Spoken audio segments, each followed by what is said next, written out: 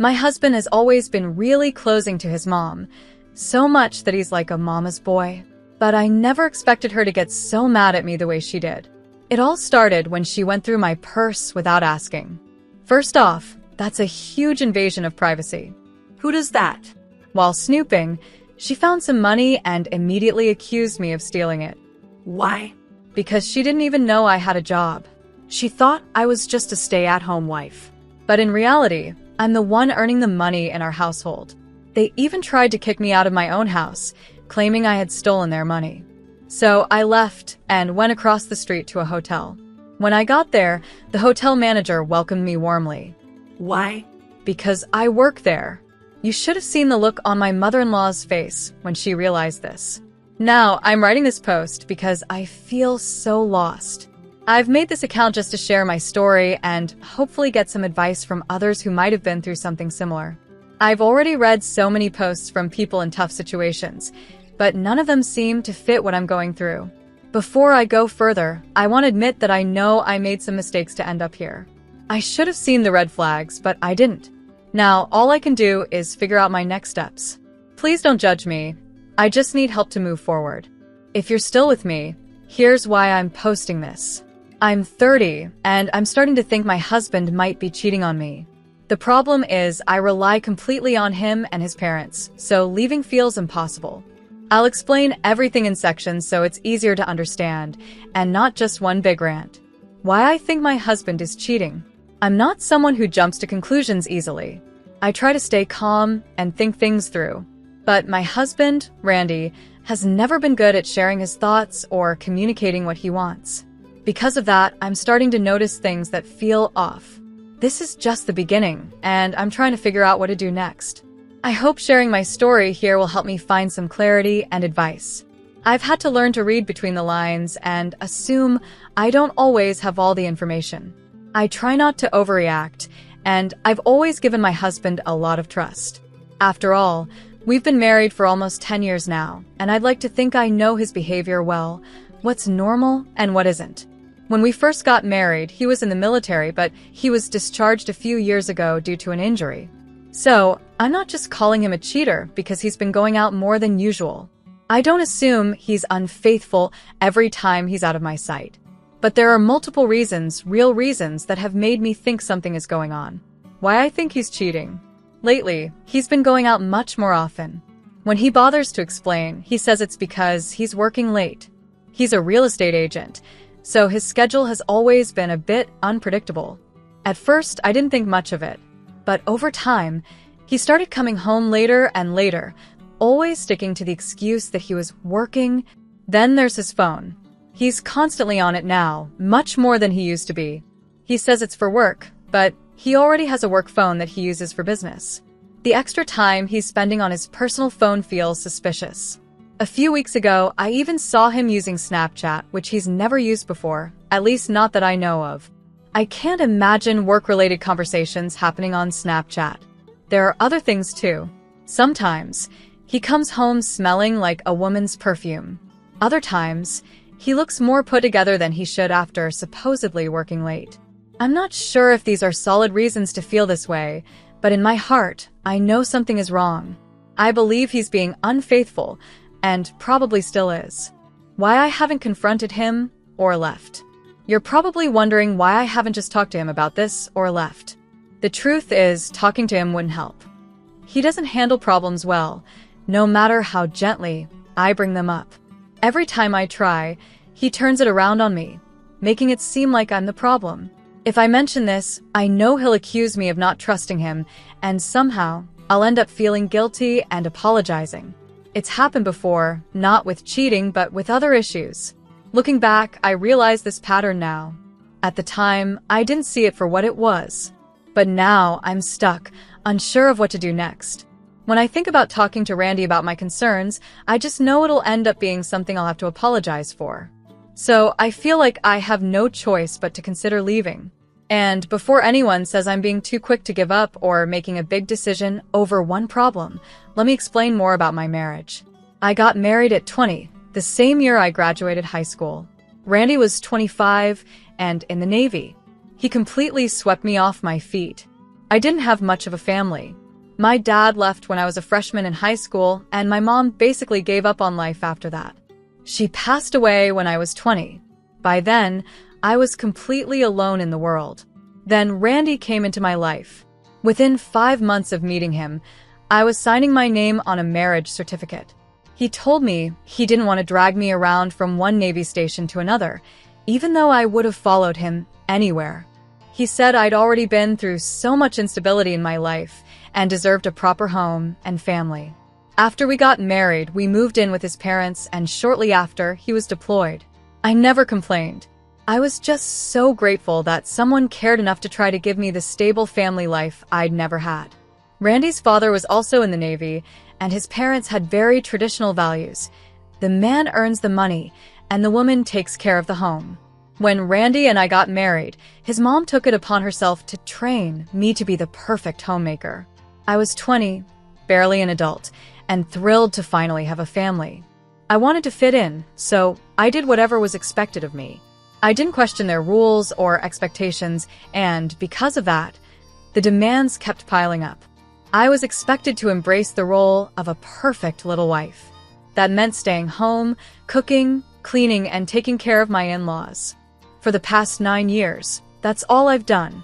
Early on, I was even discouraged from leaving the house alone since Randy was deployed, and we lived in the middle of the city. Over time, I just stopped going out altogether. Even when Randy came back and started working as a real estate agent, nothing changed. My life stayed confined to the house, and I kept living up to their expectations without question. I never left the house, and over time, the few friendships I had just disappeared. Within the first couple of years of marriage, my world became all about Randy and his parents. They were my entire universe. Their strict, traditional family values meant I couldn't talk back, disagree, or even dress the way I wanted. I wasn't allowed to have opinions that didn't match my husband's. It took me a long time to realize just how bad this was. That realization started a few months ago when I first suspected Randy might be cheating. Deep down, I've always known the way they've treated me isn't right. But since they're the only family I have, I didn't want to face the truth. The hardest thing to accept is knowing that, even if I wanted to leave, I couldn't. I have no one else to turn to. I don't have an education, a job, or any experience. I'm almost 33 years old, with nothing but a high school diploma and a blank resume. I've looked at job listings in my city, but they just made me feel worse. I'm not qualified for anything, and I don't have any savings to help me get by while I figure things out. I have nothing, and I feel completely stuck. I honestly don't know what to do. I need help, so please tell me, what would you do in my situation? Update 1. Thank you for your kindness. Hi, everyone. First, I want to thank all of you who commented or reached out after my last post. I'm not sure how to link it here, but it's the only other post on this account if you want to read it. I can't tell you how much your kindness, advice, and support mean to me. After I posted, I spent hours panicking. I was so scared someone might find my post and figure out it was me. I even thought about deleting it so many times that night. But the next day, my mother-in-law's side of the family came to visit, and I got so busy hosting that I forgot about the post for a few days. By the end of the week, I came back to find so many messages and comments from amazing people offering advice and support. I read every single one, and I took all of your advice to heart. You've given me so much to think about, and I'm truly grateful. Thank you for helping me feel like I'm not alone in this. I looked into a women's shelter nearby and even called them once, but they didn't answer, and I never got around to calling again. I did, however, read a lot of information and personal stories on their website. One blog post stood out to me. It was about a woman who turned her life around after leaving an unhealthy marriage by starting a job as a cleaner. One day, I was driving home after dropping my mother-in-law off at her social club when I noticed a help wanted sign at a hotel not far from home. Since dropping her off and picking her up were the only times I ever left the house, seeing that sign felt like pure luck. I decided to go in and ask about the job. When I walked in, I ended up talking to the hotel manager.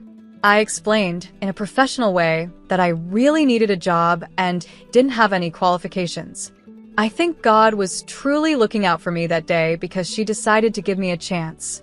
She offered me a housekeeping position, even though I couldn't work many hours, and said she'd work around whatever schedule I could manage. I don't know if she sensed how much I needed this opportunity or if it was just kindness, but she believed in me. I started working 5 days ago. After dropping off my mother-in-law, I drive home, park the car, and walk to the hotel. It's not far, and I don't want anyone to notice the car missing. Plus, I don't mind the walk. At the end of this week, I'll be getting my first paycheck ever. It might not seem like a big deal to others, but for me, it's a step forward. It's progress, and I thank God every day for this chance. Update 2. Feeling defeated. I don't even know where to begin. I'm in shock. I really thought things were getting better. For the first time in a long time, I felt like I was finally taking steps toward freedom and independence. I thought I was on the right track. But now, I'm worse off than I've ever been. Part of me thinks I should have been more careful, but the bigger part of me is wondering if I made a mistake by even trying to change my life. I wanted freedom so badly, in any form, but now I don't know if I made the right choice. I feel lost again. For weeks ago, I started working as a housekeeper at a hotel. When I made my last update, I felt on top of the world, like I had everything figured out. I would go to work when everyone was out, and I'd always be home before they got back. It was working perfectly, until it wasn't. Tonight, we went out for dinner to celebrate my father-in-law. He had a great article written about him in the local news. After leaving the Navy, he became a politician in our small town, and he's been doing really well over the last few years. This article was like the cherry on top of his success. Everyone was in high spirits during dinner. Afterward, he got a call from some of his friends and colleagues inviting him out, so he left, and it was just me, Randy, and my mother-in-law heading home. I was carrying my purse, and at some point, during dinner, my mother-in-law had slipped her phone into it without me noticing. On the way home, she reached into my bag to get her phone and instead pulled out my wages for the week. I had put the money in there earlier in the day and completely forgotten about it while rushing to get ready for dinner. Of course, she wanted to know where I got the money. I froze. Before I could say anything, she jumped to her own conclusion. She told Randy to pull over, and when he did, she accused me of stealing. I denied it, telling them I had earned the money. But as far as they knew, I didn't have a job. I never left the house, so where else could the money have come from? They kept accusing me, and I kept denying it, but they wouldn't believe me. Then Randy leaned over, opened the passenger door, and told me to get out. I just sat there, frozen. This time, he didn't even argue. He got out of the car, walked to my side, pulled me out, and left me standing on the sidewalk. I was still in shock, holding my bag, when he snatched my purse from me, got back in the car, and drove off. My mother-in-law rolled down the window and said, "Thieves deserve to live on the streets. Maybe if you don't tell them, they'll let you in as a homeless person for the night." I turned around, and behind me was the hotel, the very same hotel where I work and had earned the money. I don't know what came over me at that moment. I was so overwhelmed by everything that I just laughed, not because it was funny, but out of pure disbelief. I didn't know what to think or how to react. So I walked straight to the hotel. By some miracle, the same manager who had hired me, Abigail, was at the front desk.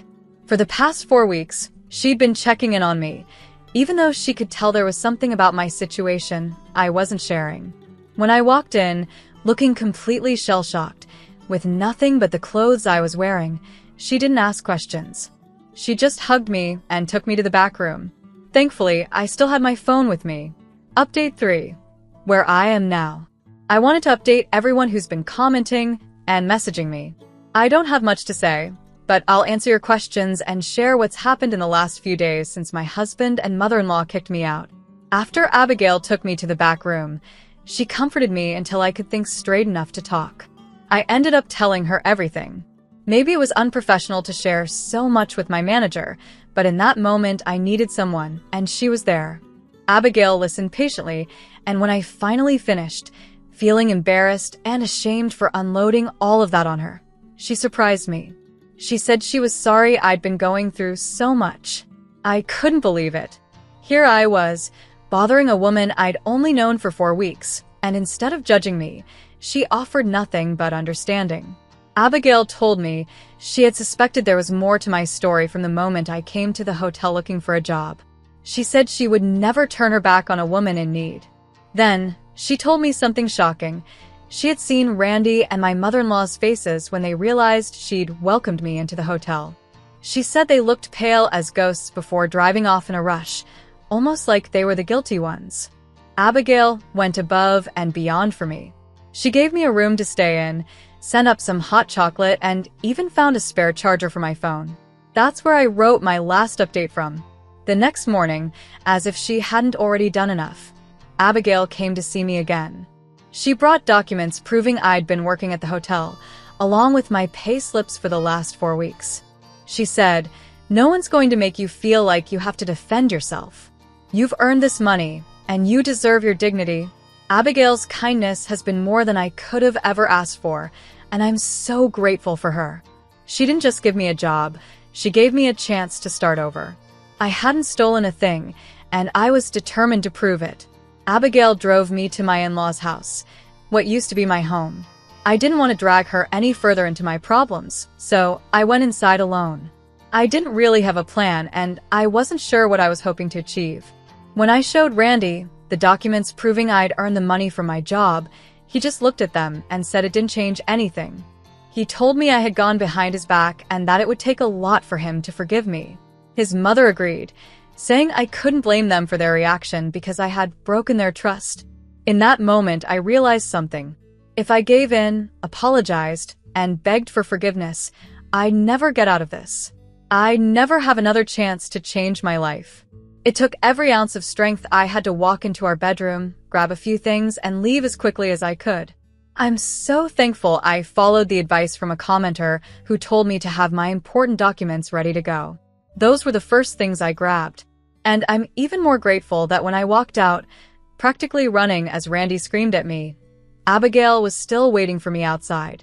So, here I am now, sitting in a hotel room with just a duffel bag and nothing else to my name. This is what I wanted, isn't it? Update 4. Standing up for myself. For 10 years, I did everything my husband and his parents told me to do. I learned to be a good wife, the perfect daughter-in-law, a homemaker, a maid, and their errand girl. I learned that when they said something, it wasn't my place to argue. But when they threw me out into the street in the middle of the night, they lost the right to have me silently follow their rules. And when they came into my workplace and berated Abigail, the one person who ever stood up for me, they crossed the line. Abigail is the only person who has supported me in the last decade, and I decided I was done being passive. I was right at the end of my last update. This is what I wanted. I gained nothing by sitting here, wallowing, and letting them control my life. There were even bruises on my arm from where Randy had grabbed me to pull me out of the car. I didn't notice them at first, but when I finally did later that night, I realized just how much I had let myself endure without saying anything. I didn't know what to do with that realization at first, but now I do. I'm done letting them hurt me, and I'm not going back. I figured it all out when Randy and my mother-in-law showed up at the hotel. They came in thinking they could confront Abigail, accusing her of sticking her nose where it doesn't belong and filling my head with nonsense. Then they tried to threaten Abigail's job by name-dropping my father-in-law, the politician. But I was ready for them. I had already taken the CCTV footage from the night Randy threw me out and paired it with photos of my bruises. I went straight to the police. I didn't care if they couldn't take action. I just wanted to make a report and make sure they had the evidence. I also emailed everything to the same newspaper that had recently written a glowing article about my father-in-law. You know, the one we were celebrating when this whole mess began. As of this morning, 3 local newspapers and 4 websites have published stories about a prominent local politician's wife and son abusing his daughter-in-law and throwing her into the street. Each article has called out Randy and his mother, putting a spotlight on the so-called family values my father-in-law claims to uphold. So far, I haven't spoken to any of them, but I've received at least 10 calls from my husband, my in-laws, and a bunch of unknown numbers, probably them or maybe journalists. I don't know if they're looking for me, and I don't care. I don't plan on seeing them again until I have a lawyer and file for divorce. Right now, I'm staying in Abigail's apartment, far away from the people I once called family. It's scary. I don't know what the future holds, and I don't have everything figured out. But I know this.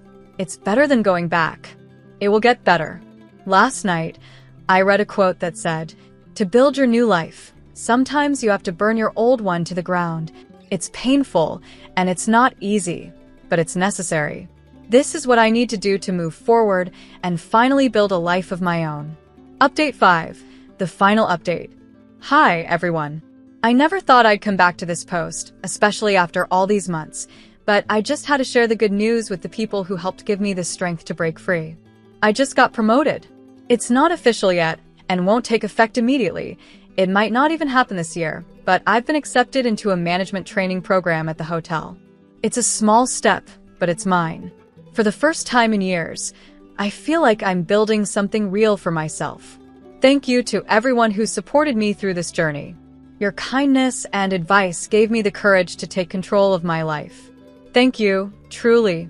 I'm still working as a housekeeper, which, after all those years of homemaking, turns out to be something I'm really good at.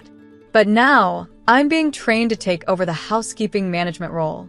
Along with the promotion comes a nice pay raise, and I'm now a full-time salaried employee. Can you believe it? On top of that, I'll be working more closely with the head of housekeeping, who told me she sees me as capable and even suggested I could take over her position when she retires in a couple of years. Not only is that an important role, but it also feels amazing to know someone believes in me and sees my potential. On another note, I'm also in the process of getting a divorce. I eventually reached out to the women's shelter I called before, and they helped me connect with a divorce lawyer who specializes in cases like mine. If all goes well, Randy will have to cover the cost of my legal representation. I won't go into too much detail about the legal stuff. It's long, complicated, and not as interesting as the rest of what's happened. Speaking of Randy, things took quite a turn for him after the media circus surrounding the police reports and CCTV footage. His father's office released a public statement disowning Randy's actions. They even said his father was so disgusted with Randy's behavior that he cut him off entirely. Since Randy was still living with his parents, cutting him off meant he was kicked out of their house. You'd think that wouldn't be a problem for a supposedly busy real estate agent, but it turns out Randy wasn't as booked and busy as he claimed. He's now living with his maternal aunt and has been sending me texts complaining about how I abandoned him and how he's been left with nothing. He even brought up our vows, saying I left him in his time of need. I haven't responded to any of his messages, but I've been forwarding all of them to my lawyer. As for Randy's father, he's been scrambling to repair his public image. His political rivals wasted no time using the scandal against him. From Randy's texts, I know his father has banned his mother from going to her social clubs because he doesn't trust her to keep quiet and not make things worse. Apparently, she's now stuck in the house, just like I used to be, while Randy is completely banned from the property. As for me, I'd rather focus on my promotion and the new chapter of my life. Thank you all so much for your support. It means the world to me. Goodbye.